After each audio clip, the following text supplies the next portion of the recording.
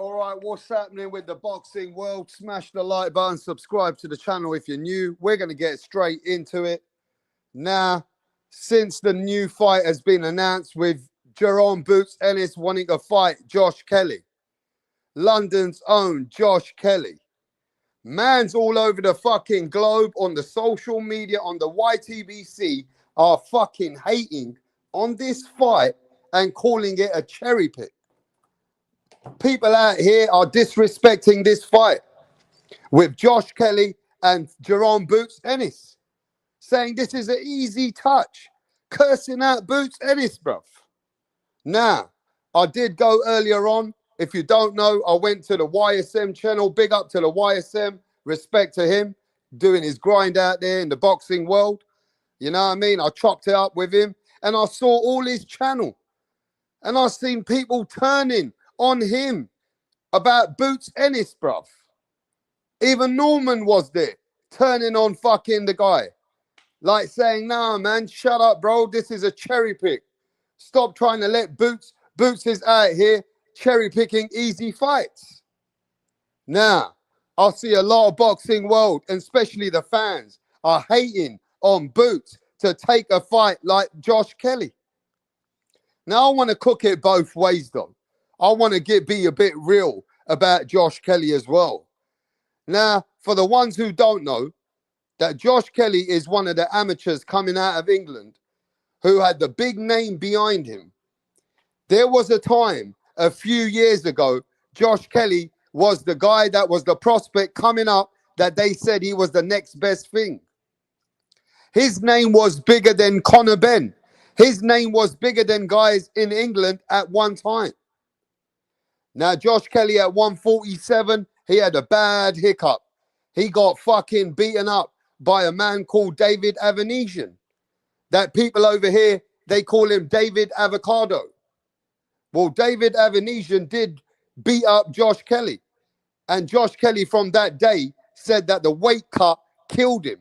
And because of draining himself in that weight at 147, he hurt himself in that fight with David Avanesian, who put a beating on Josh Kelly. Since then, Josh Kelly has been at 154.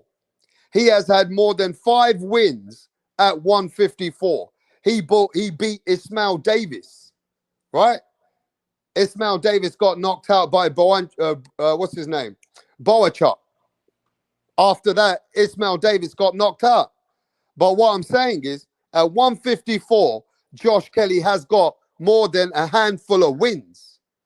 Now, for the ones who don't know who Josh Kelly is, they're saying, bro, Josh Kelly's this, but Josh Kelly ain't a bum. You understand? With the boxing culture and the fans and the people all around YouTube saying, bro, this is a bum. This is a bum. Man, Josh Kelly ain't no bum. Josh Kelly got a lot of skills, but he ain't got power at 154. Josh Kelly is a bit like Xander Zayas. Josh Kelly is a boxer. He's a mover. He ain't a man who's going in there to wreck any people or knock them out. He ain't that kind of a fighter. He's a strategic fighter. He's a boxer. He's a mover. You know what I mean? So I understand that people are not happy with the Josh Kelly fight because Josh Kelly came out of nowhere. You know what I'm saying? People are mad that, but why are people mad? Eh? Why are people mad that this is a fight that can be played for Boots Ennis at 154? Let's talk about why people are mad. Let's talk about why people are not happy with Jerome Boots Ennis, bro. You know what I mean? And that team. They're not happy with that team and the people around Boots Ennis.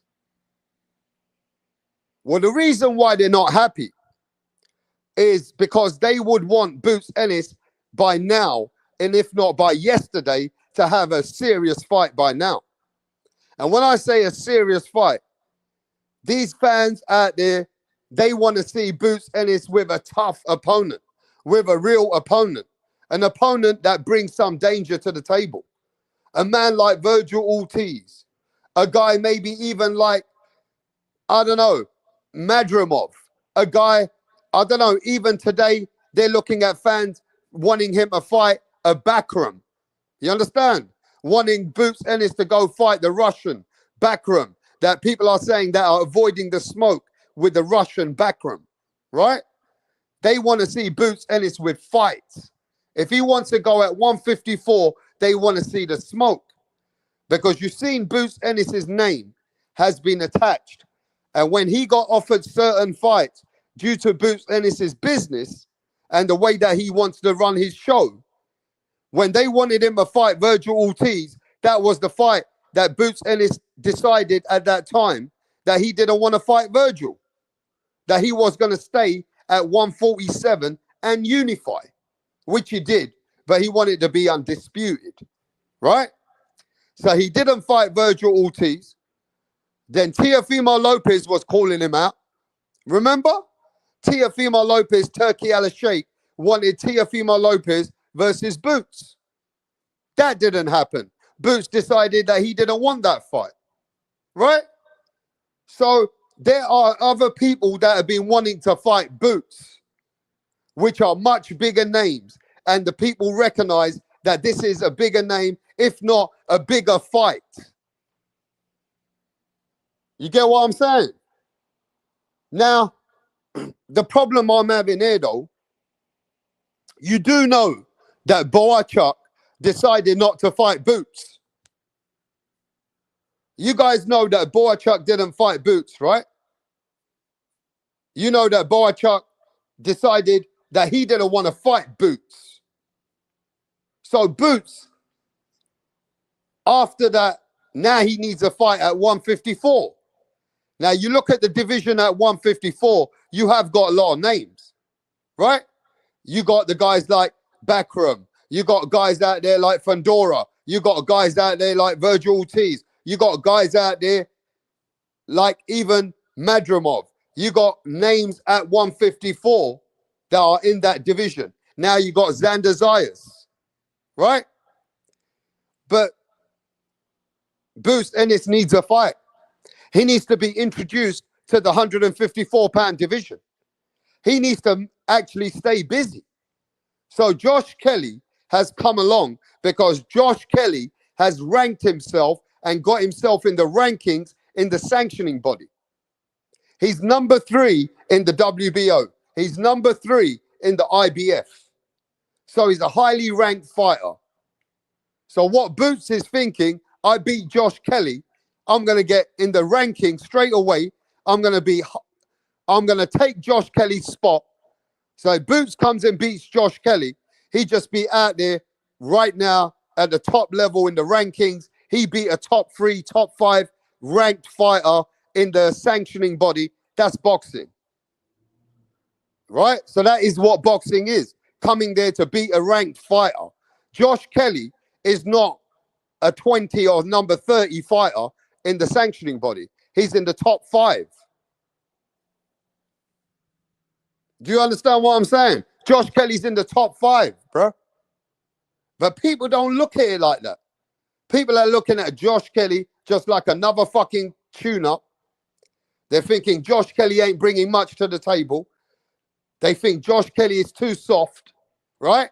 That's how the fucking fans are looking at Josh Kelly, that he ain't that guy at all.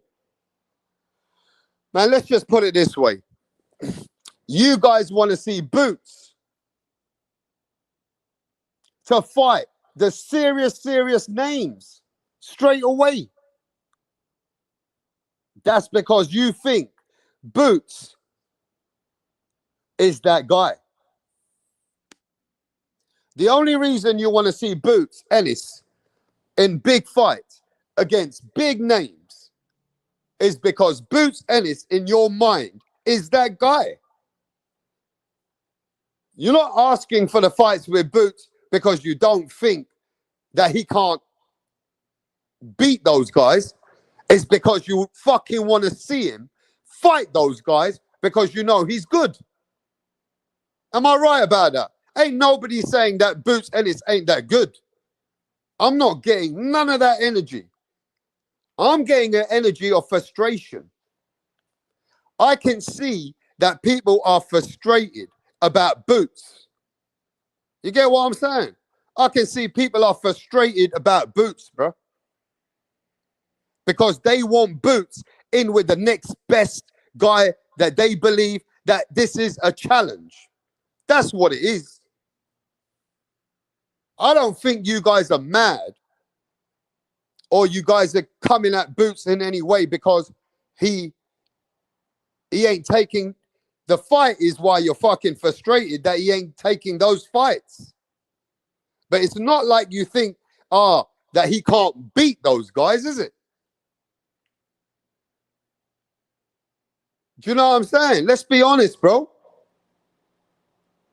You guys can see that Boots Ennis has got something to the table.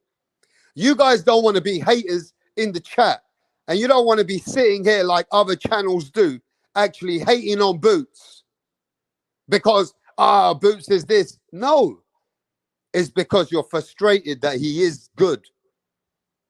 You can see talent. You can see that this man can do something great. Now let's talk about how old is Boots. How old is Boots, ladies and gentlemen? How old is the man? How old is Boots, bruh? Let me know in the chat. How old is this guy?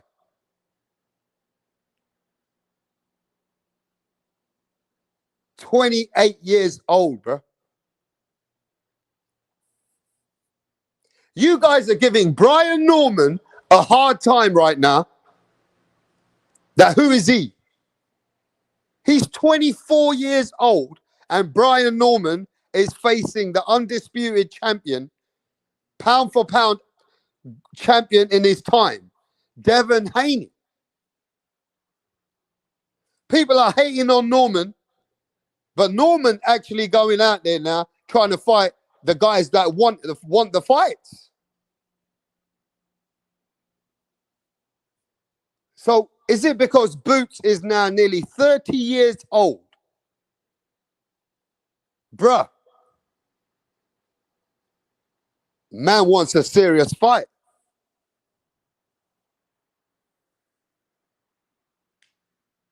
A man wants a serious fight at 30, coming up to 30 years old, bro.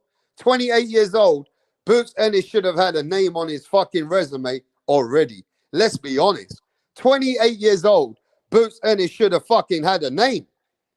Boots Ennis ain't got no legacy, nothing, no hardware on his belt, bro. That is what's frustrating. That is what is not ideal. That is why people are saying, forget about Josh Kelly, bro. Josh Kelly ain't doing nothing for you. They're telling Boots, nah, bro, you need to go take Backroom. Go fight the fucking Russian Backroom. If you're really about that life and you want to be a great and you want to go to 154, go fucking get that guy Backroom, bro. How about you call him out?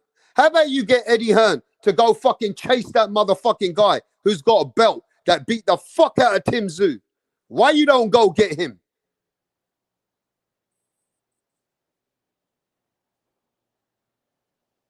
You know why?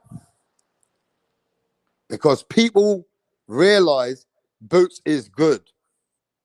Boots don't need to be cherry picking. Boots shouldn't need no easy pickings, bruh.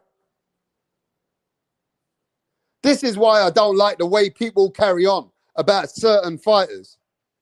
When certain fighters go to certain weight classes, they go challenge the fucking realest guy. You understand? When certain fighters move to different fucking weights, they go and challenge the fucking baddest man in the game. Boots ain't doing that. Now, a lot of people don't like Boots because Turki Alalshikh has been giving Boots a hard time. Turki Alalshikh says that Boots Ennis doesn't want that real smoke at the moment. Turki Alalshikh has gone on record saying that Boots Ennis just wants tune-ups. Turki Alalshikh has been out there downplaying Boots Ennis, so people are like, bro, what the fuck is going on? Do you get what I'm trying to say? Turki Alalshikh has been out there, bro, and exposing and putting Boots Ennis down. So fans are like, what the fuck? I couldn't believe when Turkey said that Boots Ennis wants tune-ups. I said to myself, Boots Ennis doesn't even look like that kind of guy, bro. Boots Ennis doesn't even come across to me that he's a guy that looks like he needs tune-ups. Boots to me looks like a guy that's ready for the smoke, a complete fighter, and a man that's ready to become great. That's how I look at Boots. I've never seen Boots as a man that's been looking to avoid the smoke. I never looked at him like that, bro. Ever. In fact, I looked at Boots thinking this is the smoke. You know what I'm saying? So when Turkey's trying to tell me this, and Turkey's saying, well, he's not really about that. He's being strategic. He wants to take tune-ups.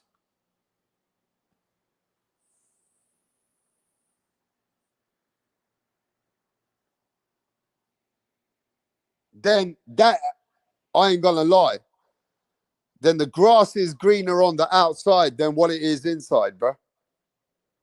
You know what I mean? Then the grass is greener on the outside than what it is inside. You know what I'm saying? Hey, look, man. Boots shouldn't give opportunities to people like Brian Norman Sr. to go out there and badmouth him. Brian Norman Sr.'s out there calling him the biggest duck, but Boots is giving them an opportunity to talk bad about him, right? Because at the end of the day, it doesn't matter what any of you guys think. And even if Turki Alalshikh is saying that the man don't want the smoke, that he wants tune-ups, that don't mean that Boots Ennis can't beat the guys that he ain't fighting. That don't mean to me that Boots Ennis ain't ready for that smoke. Now, actions are louder than words. And who can argue with a man like Turki Alalshikh anymore? Ain't nobody as powerful. Ain't nobody putting the money in. Ain't nobody taking over boxing like Turki Alalshikh. But I'm going to tell you guys are getting a bit overboard. All those people are going overboard. You know what I mean? All the Norman people, the Norman Junior fanboys, all these fans and every other type of fans that are Turki Alalshikh fans, you guys are going overboard, bro. Because at the end of the day, right now, Boots Ennis is coming to 154, bro. Fair enough. He hasn't took that big smoke yet. Fair enough. He hasn't been in the line of fire yet in the fight that we want. But he needs to be acclimated into the fucking division. Somebody has to enter him into the division, bro. Again, I'm going to say to the Americans, Josh Kelly ain't no bum. You guys think Josh Kelly is a fucking bum? That Josh Kelly ain't nobody? Josh Kelly ain't no bum, bro. I'll tell you that much. Yeah? Josh Kelly ain't no Jin Sasaki. Let's put it that way. Josh Kelly is 10 times better than a Jin Sasaki, bro. He ain't no bum. He was a full pedigree coming out of England. He had one bad fucking night at 147, at 154. He has been moving. He's been winning all his fights. Now, one thing I'll say, he ain't a bum, but he don't have power. He don't bring power. He's like Xander Zayas. He is like Xander Zayas, bro. Josh Kelly would beat that Garcia guy. Josh Kelly would beat Garcia. The same Garcia, Jorge Garcia, that lost to Xander Zayas, Josh Kelly would beat him. Josh Kelly would be a world champion if he had fought Garcia. I'm going to ask you this right now. If you know boxing, who do you think wins against Josh Kelly against Xander Zayas?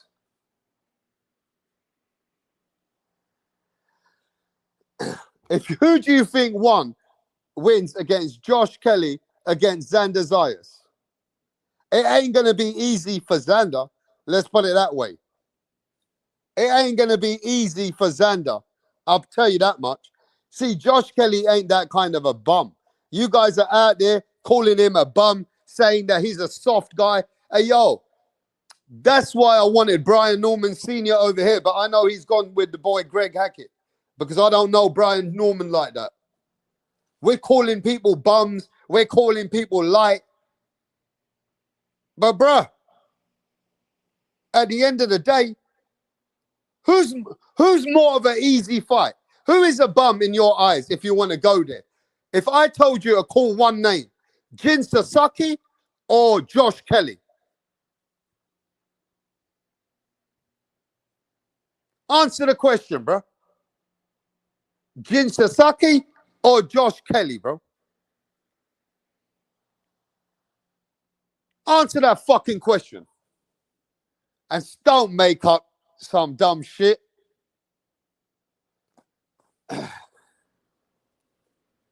Man, oh man. Man, oh man.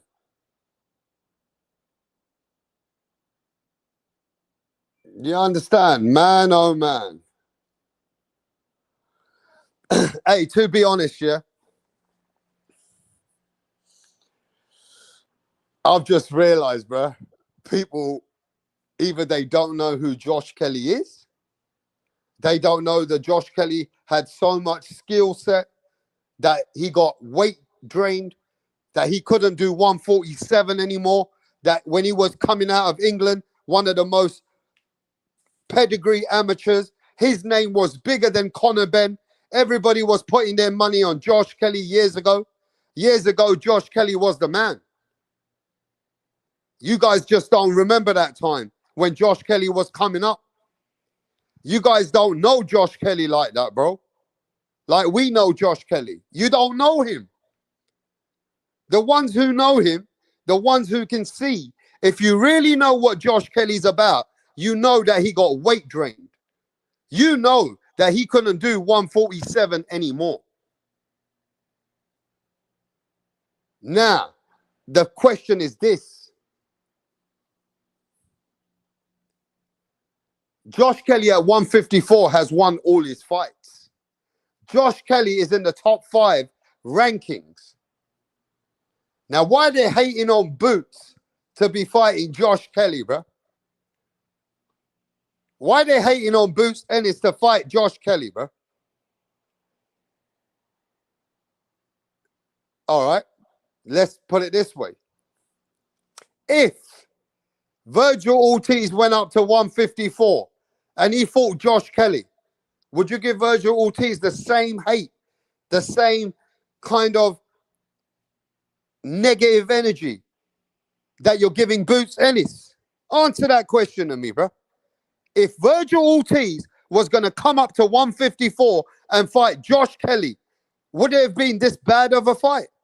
Would you guys be making it as bad as it is today? That you're fucking out here making Boots Ennis look so bad to get Josh Kelly, bro.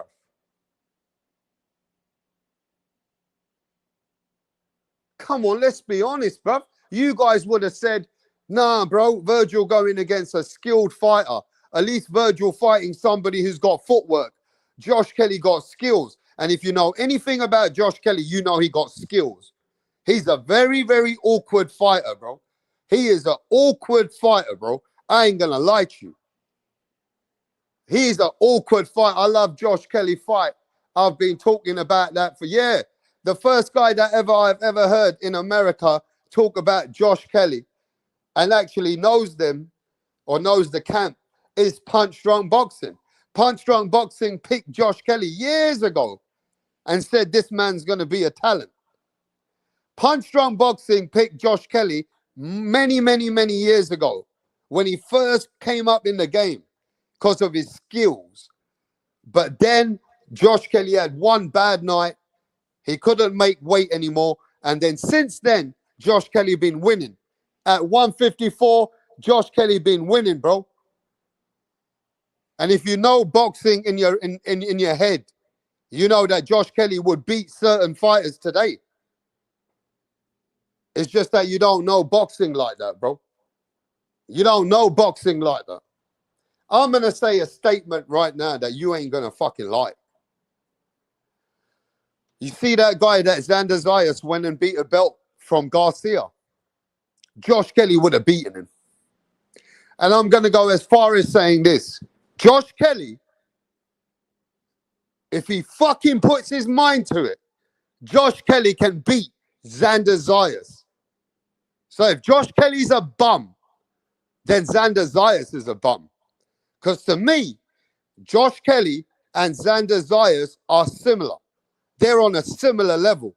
I would say that Josh Kelly got a good chance of beating Xander Zayas. I'm telling you, you guys might laugh. You guys might say, nah, bro, you're talking cap. I'm letting you know right now, Josh Kelly and Xander Zayas, if you know boxing and you know fundamentals and you understand both fighters and you know what they bring to the table, I promise you, Josh Kelly versus Xander Zayas is a 50-50 fight right now. You guys just don't know. You guys just don't know, bro. Josh Kelly versus Xander Zayas is a 50-50 fight right fucking now, bro. You guys don't know boxing. You guys don't know boxing. So by calling this man a bum, you don't know boxing, bro. You just don't know. Say that.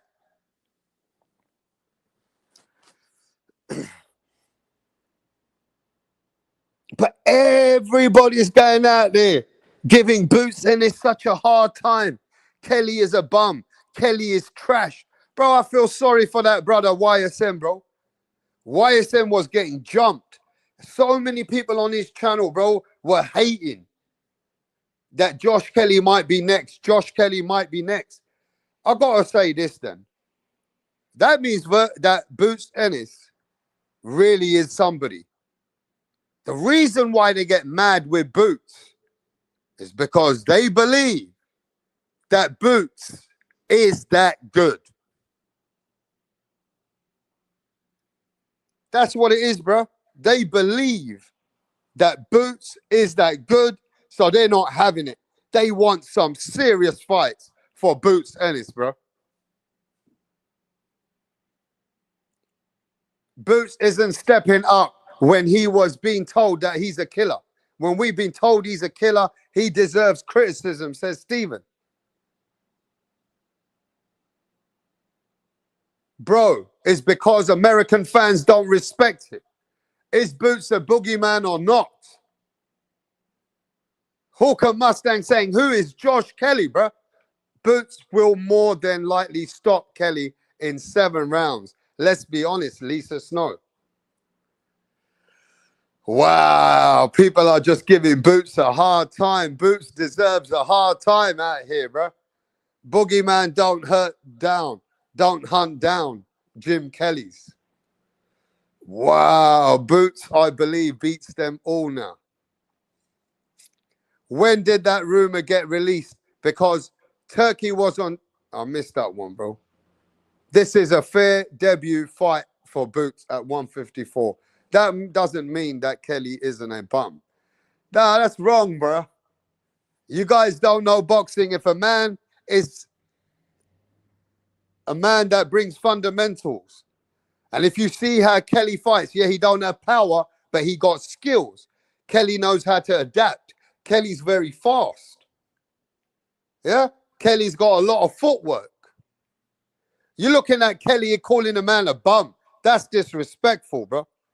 Kelly is a good fighter, bro. He might not be great, but he's a good fighter, bro. Kelly just waiting for his opportunity, bro. I just think that people are just too harsh because it's Boots Ennis, bro. I just made an example that if Virgil Ortiz went to fight Kelly for his 154 debut, then I don't know if people will be hating this much. Boots Ennis's criticism is gone off the roof. The man to fight Kelly now is a bum. Boots Ennis' first fight now, and they just don't care. They don't want to know about no Kelly.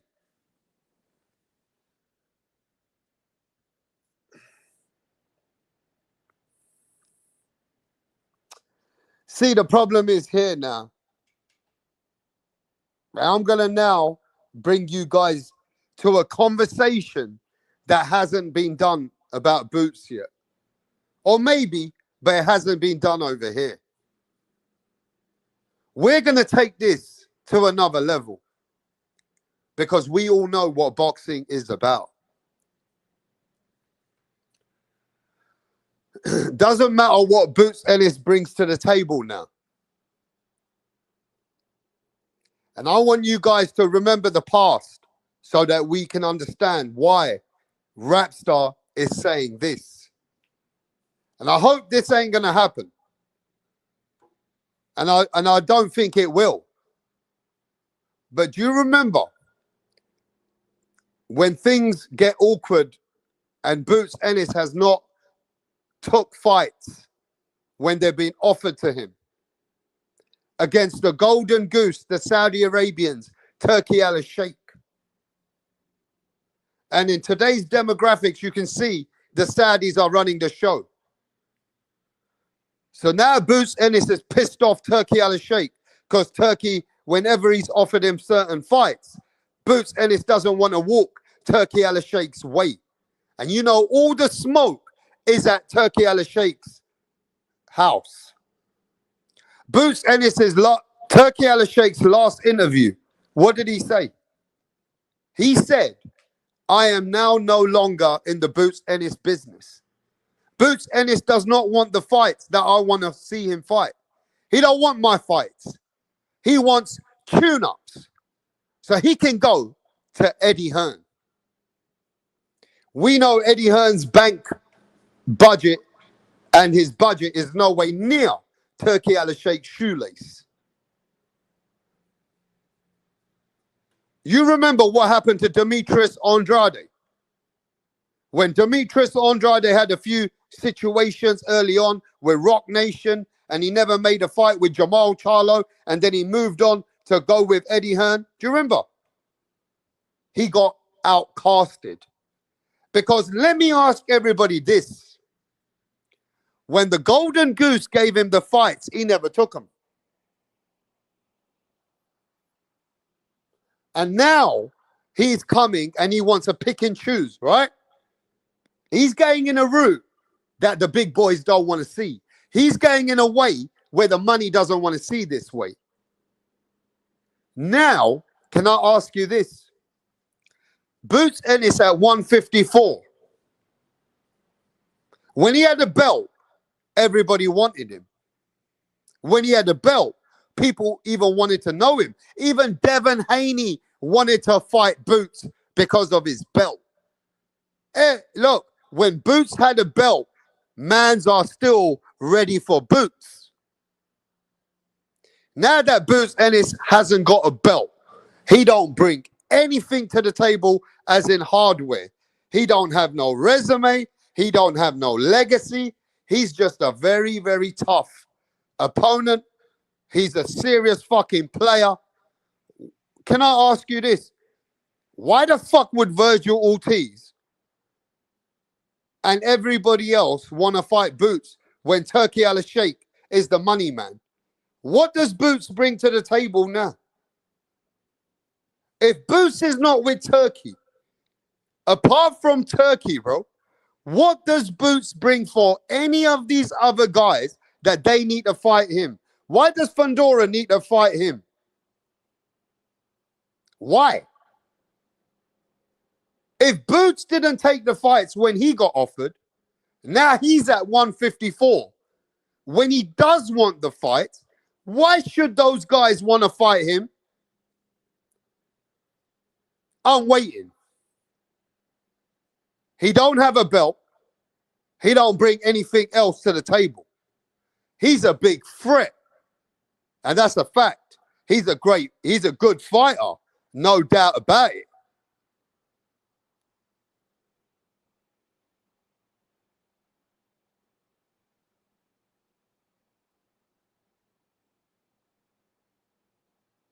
What the fuck? If I was Sebastian Fundora, would I want to fight Boots? Let me know in the channel. If Boots ain't got a belt, would I want to? Would I need to even entertain? Would I need to entertain Boots? Let me know in the channel, bro. Boots ain't bringing a belt. Boots is with Eddie Hearn. Boots ain't with Turki Alalshikh. If I was Sebastian Fundora, bro, would I need to entertain Boots?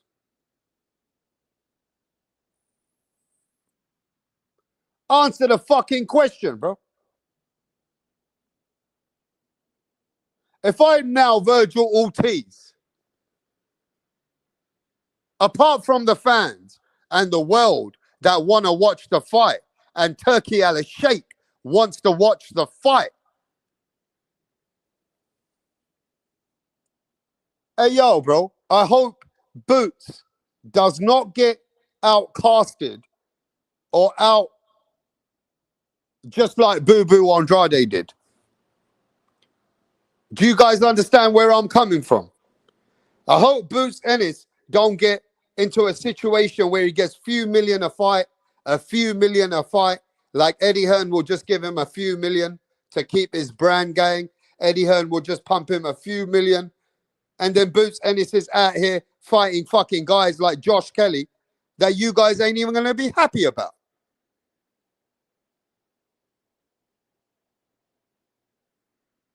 Do you understand what I'm saying? See, Boots Ennis needs to just fucking he got to take the thickest smoke. Boots Ennis got to give the Saudi Arabians their money's worth.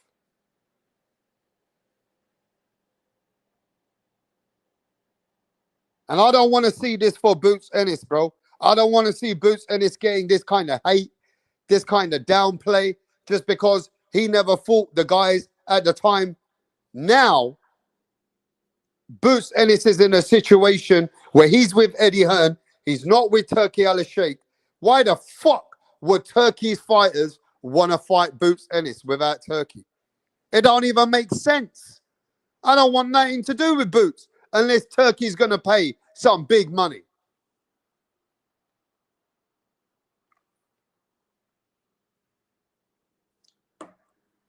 Bruh, I'm going to tell you guys a bit. You guys have to understand something, bro.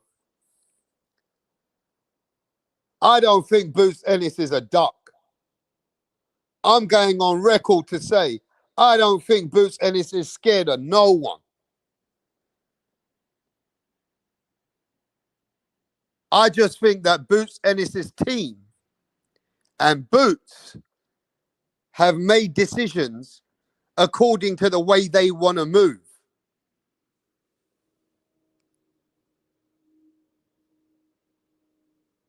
I think Boots Ennis's business in the way that they moving is not on Turkey's time. It's on Boots Ennis's time. Boots Ennis ain't jumping up and down because Turkey wants that big fight now.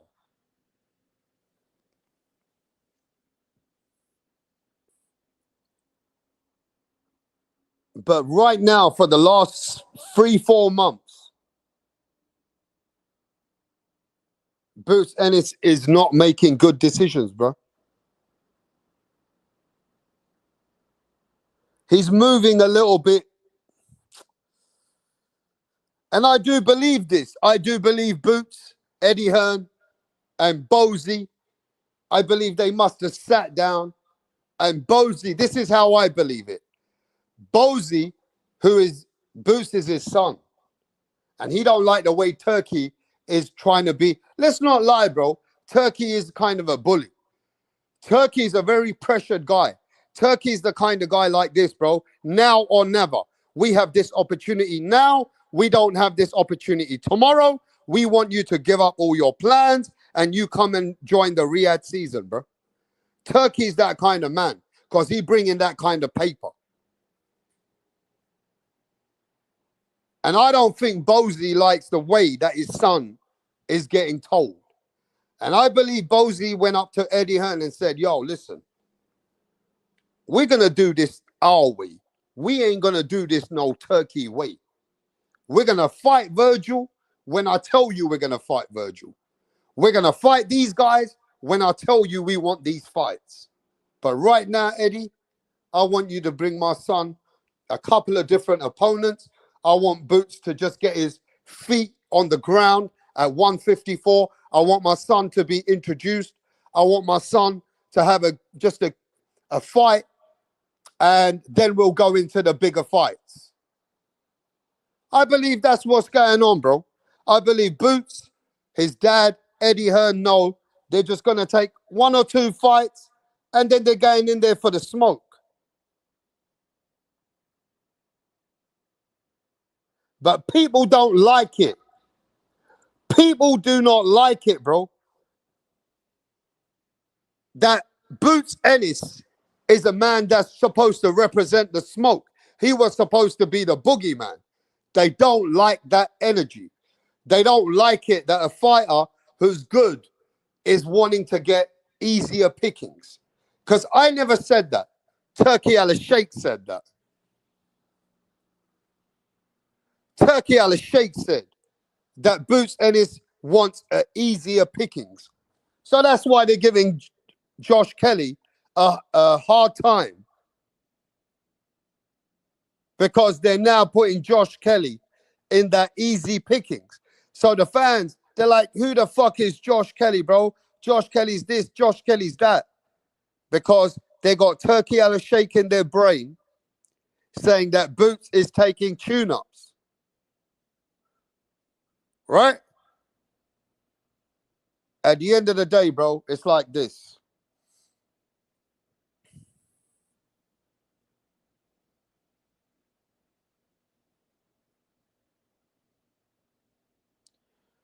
Yes, I believe that Boots Ennis should be in a big fight.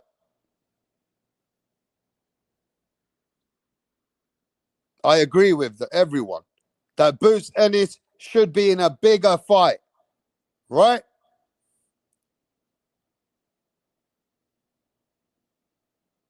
But right now, bro, Tim Tszyu just got fucked up. Fundora is now just gonna sit back for a bit. Xander Zayas just won his belt. Bakram is the only man that's waiting for anyone. Bakram is waiting for smoke.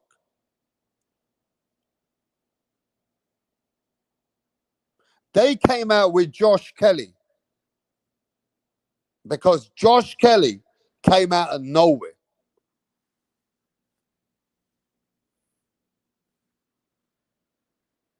They came out with Josh Kelly because Josh Kelly is ranked high in the sanctioning bodies.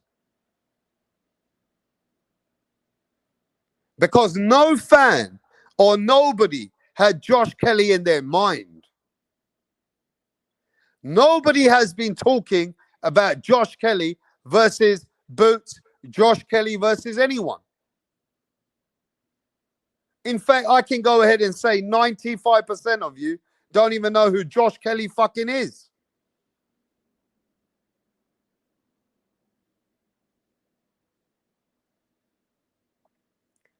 I'll tell you something. If you know your boxing, Josh Kelly is better than Karen.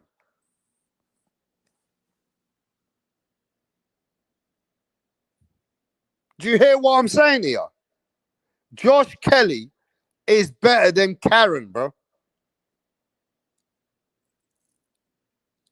Josh Kelly's better than Karen, bro.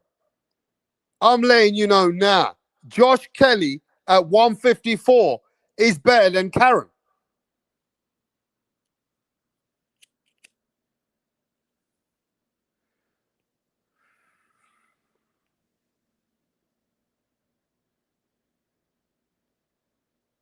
At this point, apart from Stanionis,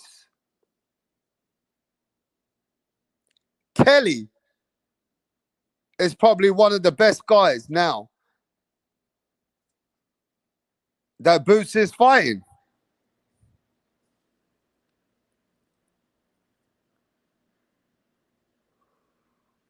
See, you guys are just doing this, yeah? You know what you're doing?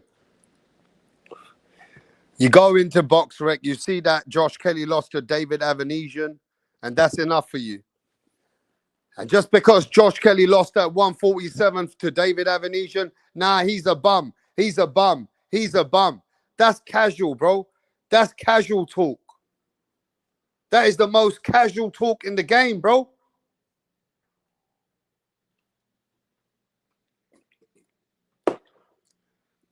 In fact, take David Avanesian out and have a look at Kelly's resume. And don't worry about David Avanesian. Everybody he was weight drained there.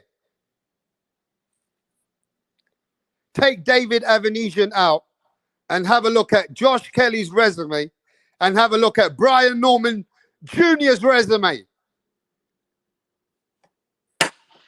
Talk about that. Let's take Josh Kelly out the mix. I mean, David Avanesian out the mix and have a look at both of their resumes. Then what?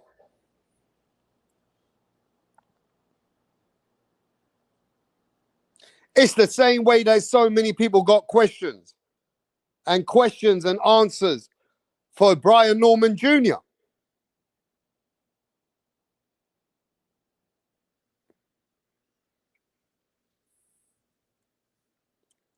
If you take that fight out, bro, there ain't no much difference.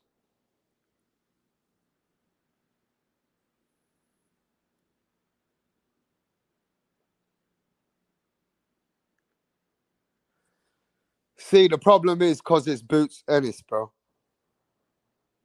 Boots Ennis now is one of these fighters that gets the most criticized after Turki Alalshikh going in on him.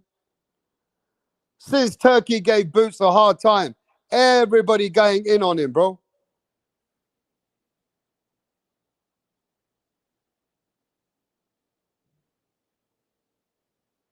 I don't know about you guys, man. You guys are hard-headed. Boxing fans are hard-headed, bro.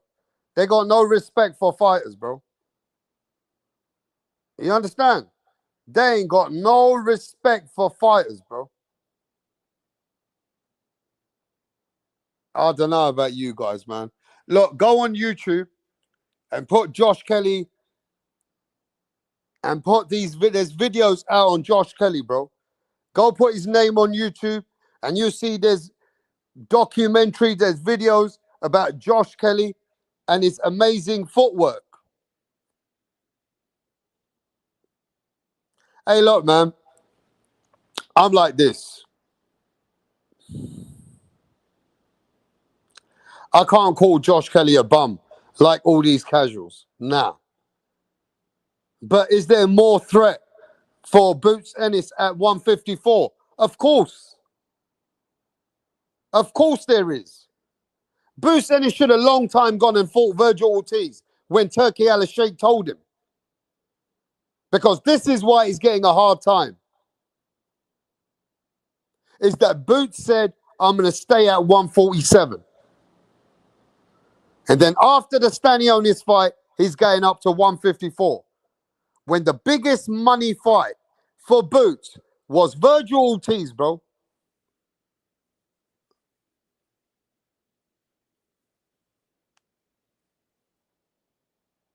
I'm just saying, bro. That was the time for fucking Boots to get that motherfucking smoke. That particular time when Turki said, do you want to fight Virgil? And Virgil agreed to fight Boots. That time Boots said, nah, I'm going to stay at 147.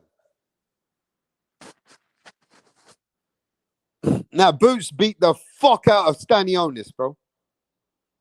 Boots beat the fuck out of Stanionis, bro. You guys forget that. You see how Boots put a solid beating on that kid. He sunned him. The same Stanionis that was waiting for a fight against Virgil Ortiz.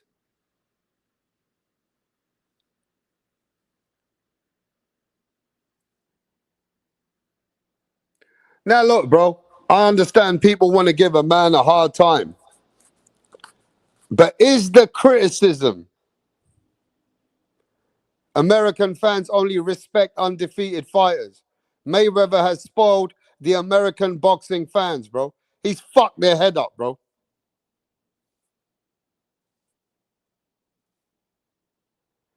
The weird thing is it fucking fair that Boots Ennis is getting now this much criticism to fight a number 3 ranked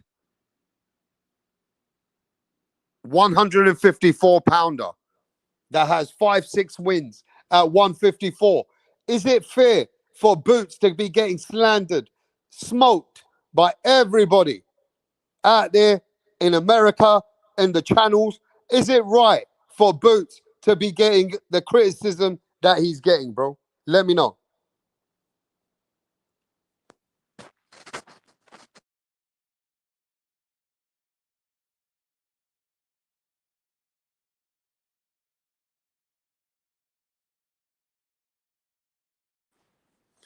Yo, he's number 3 in the WBO, you fat fuck. He's number 3 in the IBF, you stupid cunt.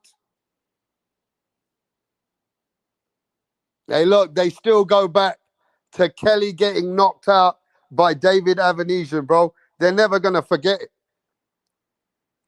They're never going to forget it. But what they forget is so many of their best fighters in the past have been knocked out. I don't know why people are upset with Boots. We'll beat probably everyone at 154. Watch. Next year, everybody will see. That's not... Fuck you. I'm going by fucking sanctioning bodies. My English buddy told me that Josh Kelly is a domestic. That's a lie, bro. He is no way, bro. He's already cleaned up most of domestic, bro. They are stuck at 4 years ago. Kelly is a solid opponent for anyone at 154. Yo, Kelly's coming for everything. At 154, Josh Kelly is coming for everything. Now, I understand that fans are mad. Nah, Rapstar, he's a bum. He's this. He's a bitch. He ain't shit. I've seen it all over, man. Josh Kelly ain't going to do nothing. Josh Kelly ain't going to do this. Josh Kelly ain't going to do that. Well, guess what? You don't know until you throw Josh Kelly in there now. Yeah? I just told you.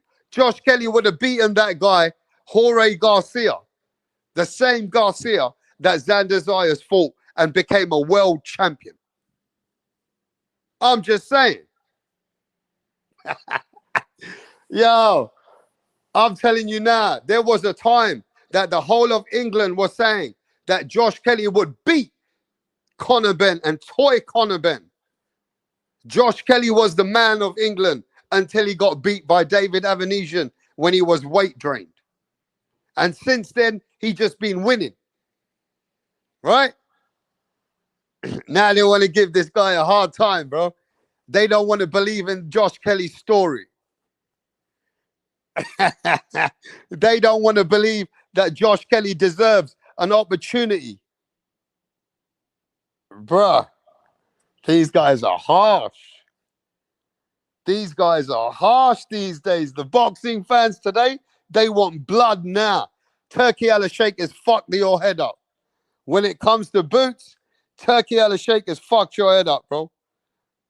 No matter what Boots does, until he joins Turki Alalshikh, you ain't going to give him an easy time, bro. You're going to be on Boots' neck until Boots Ennis takes that Turki Alalshikh smoke. I know it. I know what's going on. You ain't giving him no... Until he gets that Turki Alalshikh smoke, Boots Ennis ain't getting no credibility right here, bro.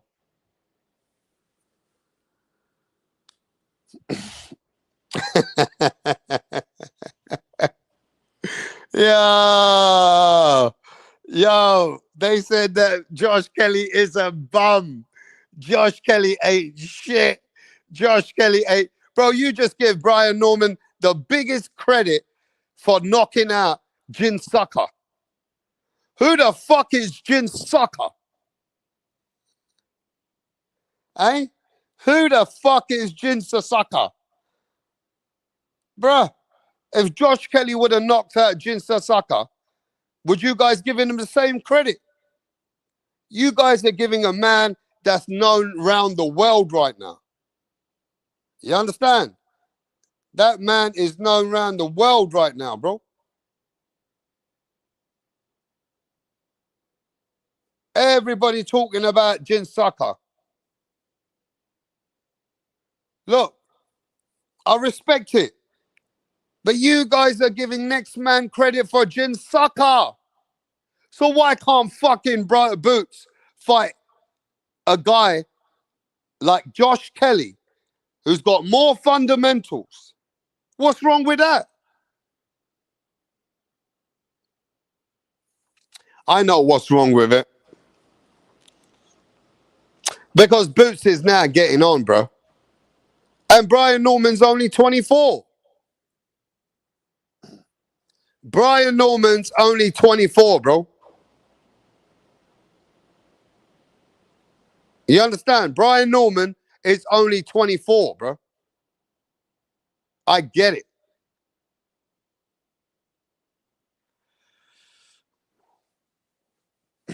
I don't know, man. I think this is a hate thing. They don't like what Boots is doing, and they don't like Josh Kelly coming out of England. They think he's no good. I can't convince the fans that he ain't good. He's a good fighter, bro. He ain't trash. See, the way that these guys are talking about him, that he's trash. He ain't that, but he ain't that, bro. He's a good fighter. Now, is he a world level at 154? Is he a world level top quality of operator? I haven't seen that from him. I need to see him fight the world level operators. So I can't answer on that. You understand? But the hate that I see for Boots, bro, the hate that they are seeing for Boots is mad. You know what I mean? They're fucking really going in on Boots out here, bro. I see that one. Now I can see where that energy is coming from. Brian Norman and his fans and Senior, they're on Boots' neck. But you know what? Brian Norman's always there cursing out Boots. Brian Norman Senior is always there cursing out Boots since Boots moved up to 154, bro. But when Boots was on your neck, you didn't, you know what I mean? Brian Norman Senior going a bit, look, I don't want to say too much because I want to speak to Brian Norman Senior anyway. I want to know why he thinks Boots is totally a duck. That's a conversation between me and him. You know what I mean? I haven't seen him across the path, but I would like to chop it up with him. I want to know where he gets why he's downplaying Boots so much. Because let's be honest though, bro.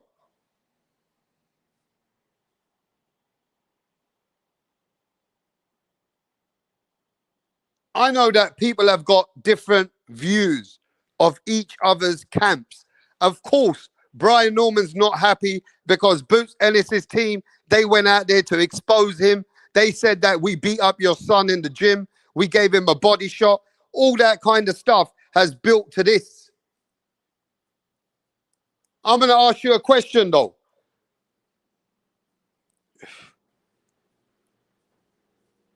If Brian Norman didn't have the Devin Haney fight, I'm asking everyone, and be honest, Devin Haney ain't there no more. Guzman, Punch Drunk, Lisa Snow, and Josh Kelly was going to fight Brian Norman. They wouldn't be making it out to be that hateful. I'm sure Brian Norman will be speaking sensible then, wouldn't he? Brian Norman Sr. would say, nah, he's one of the best amateurs coming out of England. He's one of the most skillful fighters. He just had a bad time, but he's been winning all his fights. They would have a different energy towards Josh Kelly, wouldn't they? Well, you know what I'm saying? I'm just saying that you guys who are calling because you don't like Boots, hasn't challenged himself with the big names. I understand that. And I get it. But calling Josh Kelly trash and a bum, that's getting a bit out of pocket. That's getting a bit out of pocket. But look,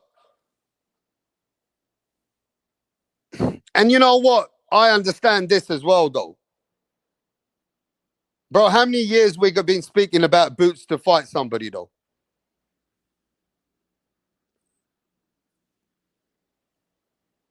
How many years have we been speaking about Boots to fight that guy? Just tell me a number.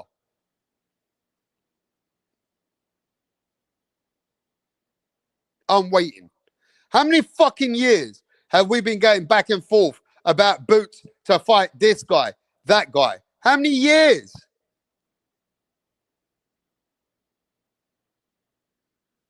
Josh Kelly, and I have the answers of everything. Josh Kelly does not fulfill the appetite that many boxing fans around the world have anticipated for Jaron Boots Ennis.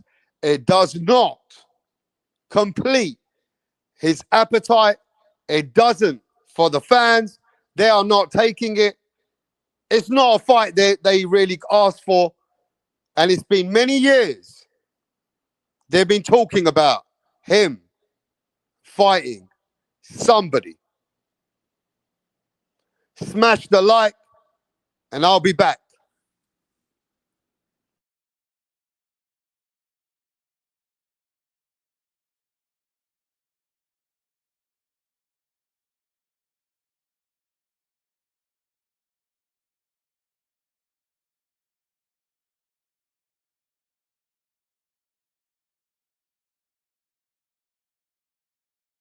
What up? How are you? I'm great. Can we meet you? My name is Tunde Tupac, aka the Rap Killer, Tunde Tupac. the Rap Flexer, kill them all. Your Rappers. name, your name. Your name is Tunde Tunde. Tupac. Tunde Tupac. You can write the Rap Killer there. But Tunde is your It's name. okay. Yes. Okay. Thank you. Tunde, with your dressing, I know the kind of song that you're about to present. Yes. So you want to tell us about it? Just rap game. I kill the rap game because the haters want us down, but they're not gonna get us. You don't Calm need to down. tell us about the haters now. Rappers, right? You're a Yes. rapper. Rapper. Good. Let's hear you. Check it. Ha ha. Check it. Ha ha ha. Check it. Check it. Check it. I rule everywhere. I rule. They want to take me down, but they cannot take me down. Yeah. I rule New York. I rule Lagos to Atlanta. We go to Chicago. Check me out. Check my game. My game is tight. All the haters, I shoot them in the brain. Boom, boom, boom. I've been around with my guys, 50 Cent, Tupac, Biggie, Snoop Dogg. We're all in this game together because I kill them all. I kill Tupac and I kill Biggie. I kill them all because they can't contain my rap game. Hey! It's off the hook because I'll calm kill down. you all now. No, calm down. You killed? You killed who? It's just a lyric. Don't fear. Lyric. Your lyric Hey. will put you in trouble. You have to be very careful. You don't just go about saying things that you don't know. It's a rap game. That's how it is. Oh, okay. How old are you? I've been in this game for more than 20 years. How old are What's you? it? I'm 15 years old. What? Just forget my age. Just focus on how long I've been in the game. And you know Tupac. You know Snoop Dogg. You know By the 50 grace of Cent. God, we met in the States. Oh. Which state? Akwa Ibom. This guy. You're just a joker. You know what? Just go. We'll get Just- back to you.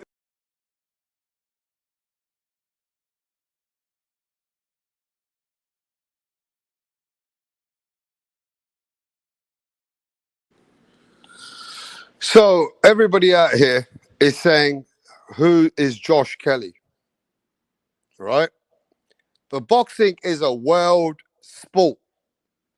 The last time I checked, the whole world is a global industry. The whole of England know who Josh Kelly is, bruh. You might not know who Josh Kelly is. You might not think he's that good. But out in Europe, he's a good fighter. So they know who he is. Even if you don't. Josh Kelly has been breaded and been in the game for many years. So, of course, only the Americans are going to sit there and say, he ain't that, he ain't this, he ain't got nothing. But to be fair with you, Josh Kelly is known on the other side of the pond. This ain't just your sport, bro. You don't just own the fucking sport, bro. You have to go by rankings around the fucking world, bro. And whether you like it or not, Josh Kelly has been putting in work. He got himself into opportunities. He's a man that's been grinding. You ain't been grinding. You've been sitting there talking. You're sitting on the other side of the pond. Oh, man, we don't know Josh Kelly. Who's he? He ain't nobody. We don't want to know. He's a bum. Bro, you are the same people that don't know shit. Josh Kelly been in the game. He's got all the fundamentals. He's been in this boxing game. He's big in England. He might not be big where you are, but he's still a big name out in England, bro. I'll tell you that much.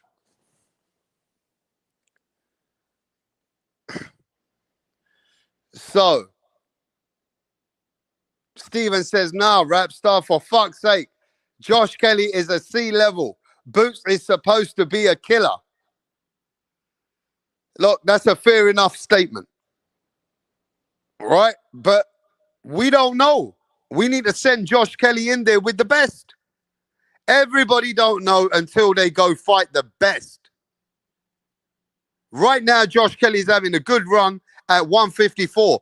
So if we were talking like normal boxing fans, and we wouldn't have this biasness or knowing what we want for Boots, I'm sure we would have a different assessment as normal boxing fans. I'm sure if Josh Kelly was Mexican, bro, you motherfuckers would be hyping him up. If Josh Kelly was a Mexican fighter, do you remember? And let me expose everyone, bro. That fucking Jorge Garcia had 4 losses. And how many people were fucking hyping him up? Nah, bro. Jorge Garcia, rap star. He's the Mexican assassin. He gonna beat Xander Zayas. Remember? That motherfucker got 4 fucking losses, bro. 4 losses. And you guys are capping for Jorge Garcia, but Josh Kelly's a bum. See, this is about preference. This is because Josh Kelly ain't your people. We gotta have some kind of we gotta keep it 100 here, bro. The only reason you're calling Josh Kelly a bum, if Josh Kelly was Puerto Rican, the Puerto Ricans will be saying, give him his opportunity, bro. So why the fuck are you hating on the UK, the man from England that wants that big chance? That means you're not watching world boxing, bro. You're watching a subjective fucking opportunity. Because I know that you wouldn't be saying that about Josh Kelly if he was your people. And you know I'm telling the truth.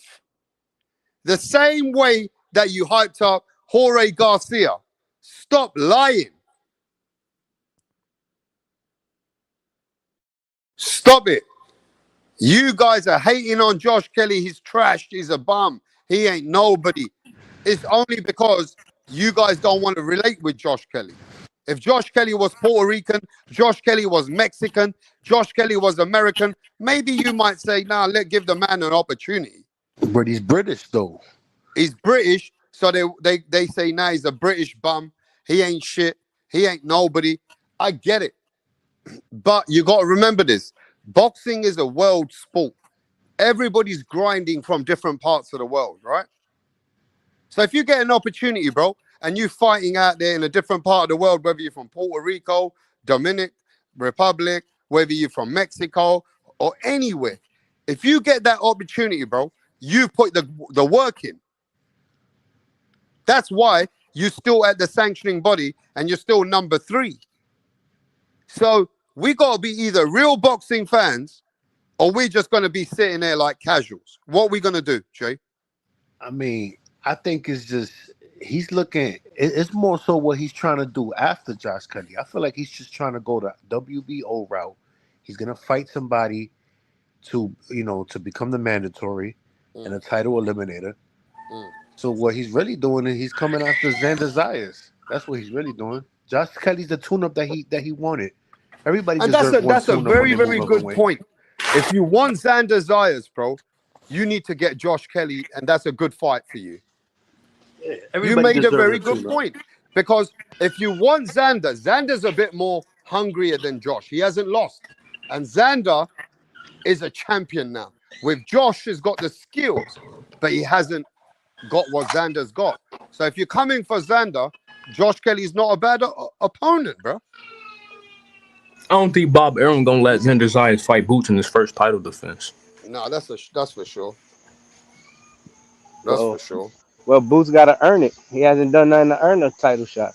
Yeah, He moving Crypto's up as a being real champion. today. What you mean, Crypto's gang? saying that Josh Kelly is a good fighter. He's not that bad. He's good. So it's fair to say though that Josh Kelly from England, he's tried and he's been winning. He's won 5 fights in a row. He got himself into that position, Crypto. Yep, exactly. I don't know why people, again, Why like is you said, everybody hating on him to be the he, biggest bum if he's tried to get into that position, bro? exactly. He fought all the rank fights to be mandatory for Zaya's belts. And that's what it is. Boots was emailed the belt. His first fucking belt he ever got was through an email. And he unified the division with another email champion. But you gotta Boots add Boots how hasn't he done got that belt nothing in emailed to him boxing though. right now at 30 years old with 30 something fights. He hasn't fought nobody still. So that's why they're angry with Josh Kelly because they want Boots to go to 154 and fight Bakram or fight somebody else at the highest Yeah. level. If you That's if what it you is. parading yourself People around think Boots like a Boots has been killer, wasting too much time. Is that what it is? of course they calling him the second coming of Roy Jones. Oh, Boots passed all type of eye tests, but you go Didn't and look Roy at his Jones do resume, tune-up and he, fights? and he don't got and he don't got nothing. And Roy Jones was already a fucking legend at this age and this stage in the game. Like, what are you But didn't talking Roy about? Jones do tune-up fights too though? Not at 30 years old with 30 something fights. No, he was not asking for no tune-ups. You capping, gang. What you Let capping? 2-4 speak though. 2-4. Why they giving Boots such a they're cursing him out? I went to one of the channels today, and big up to YSM. That's the first time I ever went over there, and he gave me a lot of respect, and me and him chopped it up. But I saw the channel. They were hating on Boots, bro. They were turning on him. They were saying, nah, bro, we want Boots to fight the best now. We're waiting too long. Why you think so many fans are frustrated with Boots, bro? That's just how American fan bases be. Because he turned down It's this everybody. All right. You see how you saying that Boots But why turned they down have fights, to right? hate Boots? Why are you Vir- hating on him so much? Because at the end of the day, if that was Virgil and he want to fight Josh Kelly, are they gonna hate on him? But Virgil Nope. didn't fight Kelly. He fought Madrimov, the guy who fought Crawford. No, And what are we Bojack. talking about? As soon as Virgil moved up, he had two tune-ups fight. He fought like fucking Delorte and a dude with a brain fucking And he fought aneurysm that he Boachuk. not. He fought a dude with a brain aneurysm that he fucking hit one time. The ref knew it. The With commission that knew it. being And said, he then they fought knew one Boachuk and time and they Madrimov. stopped the fight. Who has What are Boots we fought? talking about? Has Boots fought a Madrimov What for are we talking Boachuk? about? Is No, he he He fought hasn't. fighting Stanionis. Josh What do you Kelly One at mean? by He his one, hasn't. guys. first fight at One by one. 154? He fighting Josh Kelly at his first fight at Come on, 154. man. What are you talking about? No, I'm okay with the fight. Go ahead, fight him. But we just talking overall. Don't act like this man has proved himself at all in boxing, bro. What do So He you is hasn't that mean he proven the it. haven't yo? But proved what's the himself at all? This frustration? dude's The a frustration unified is that champion and a Boots lineal hasn't champion fought at one 147. of So the you top guys motherfuckers yet. need to stop. You're not real lineal. You're not real lineal when two emails is fighting each other. You're not the Two real email. emails, I bro. mean, you're not Why the are you real fucking pretending, lineal. bro? There Because was dude no started fucking watching number one boxing when champion. Haney was champion, bro. Boots This and dude Norman started would have watching produced boxing a 2 real years lineal ago. champion if This they dude would have fought. talking about But he emails. want to fight That's an dude. That's a inactive narrative, bro. other Bro, email champion email like But email himself. Crypto, to champions be is a fair, yeah, narrative made they up by said that boxing fans Stanionis was going to to give talk Boots a shit good about them and fight. Haney. Yeah, They you said would that That hope. ain't real. Stanionis is going to give Boots a good fight, but Boots beat the It's an fuck out of him. elevated champion, dog. Hold on, I'm gonna come right back up. Hold on. Yeah, Like, bro, he you will be calling dominated. Rocky Marciano. You will be calling Jack Johnson. You No, we calling hella talking about people. Boots and we You be talking about calling his hella resume. people It's email that champions, simple. bro. Like You can't name this me dude, like nobody that Boots champions beat. Name me retire. somebody Boots Champion beat. that happens all the time in boxing. That's a Name me normal thing. somebody That's been Boots beat happening that's throughout worth giving boxing a history. damn. What That's puts what I'm Boots on saying. a You pound just for want to pound use that list? same goofy talking point so you could discredit Boots and his accomplishments. I But think just you say what it goofy. is. You just saying, no, you I goofy, think bro. you a It goofy. just is what it is, bro. I'm just Cause calling you out you for it. getting Don't get. butthurt because I'm Boots just has no calling you out scouts. for it, It is bro. what it is. It He is got He's what full it is. 35 Stanny I don't fights, want Onus. to. He's full no I Stanny don't scouts. want to Onus. accept it, bro. This is just How like you gonna this email compare? champion How you gonna stuff is some new compare a age fucking a crazy Virgil stuff. Ortiz that only got like 20 fights, that's like 23 years old, to a Boots Ennis who got like 30 something fights, 28 30 years years old, old, almost pushing 30. and They just has like the already had same. No dudes a like the same so-called lineal age. belt. Like, Like the fuck we talking? These dudes like the same age, man. What are you No, they're talking about? not. Get it right. Go look at the no, fucking they're not. stats. Dudes are like the same. What are they like? 2 3 Virgil years Ortiz apart from came each up with No, other. Ryan I don't Garcia, care. nigga. So Virgil the came up with frustration, Ryan in the Ortiz. amateur. so the frustration over How old here is Devin is Haney? Like 25? that Boots Ennis How old has is Devin taken Haney? too long, Because that dude was the and youngest in the people group. And that motherfucker expected Boots to 25. So have a what's big Ryan? 26? fight a long time ago. Was Boots 28? Like fucking 2 3 years apart. when is Boots gonna fight Shut the fuck somebody? up. When is Boots gonna fight Shut up. somebody? Shut up. When is Boots gonna fight somebody? Motherfuckers are goofy. Shut up. Nobody. When he gonna fight somebody? Why he 30 years old? He hasn't fought This nobody. dude's hilarious, man. He's still not answering the question because he a goofy. He fighting somebody right now. I mean, he fighting Josh Kelly. Shit. I mean, I'm pretty sure I he hope probably Josh get Kelly go. I hope one Josh or two Kelly tune-ups pick at up where 54, Karen get that left off. committed I to the hope weight Josh like a normal Kelly fighter pick would. up You where know, Karen left off and make fucking Boots look whack again. I mean, hey, Is it fair to say that there's a lot of people out here who's got who want to see Boots either win or lose? What is it? I just yeah, want to they see him going fight somebody you worth know what giving a it damn. is, man. Like we could, you don't gotta pretend. Like we all know. Nah, We ain't gotta you talk can't about it. be handing out Man, elite fighters, rap. You've noticed saying the he's pound dynamic for so much. pound, You've been saying on he having this passes show all the for a eye minute. You tests, know but what's up. rap, he ain't fought nobody, bro. Just read in So between they the want to lines give on this guy all his all fucking these talking praise, points that but they he be hasn't coming done up with. shit. Read in between the lines, and you know what it is, man. Come on. It ain't based in logic. It's based And be in careful. Devin goofy Haney's more philosophy. accomplished than fucking Boots. That's Be sad. careful. Be careful what you wish for. If you want smoke with Xander, fuck around. Xander will beat Boots. Let's go, bring that. But don't sleep on Kelly. Fuck around, Kelly beat fucking Boots and make that fight with Xander that much bigger.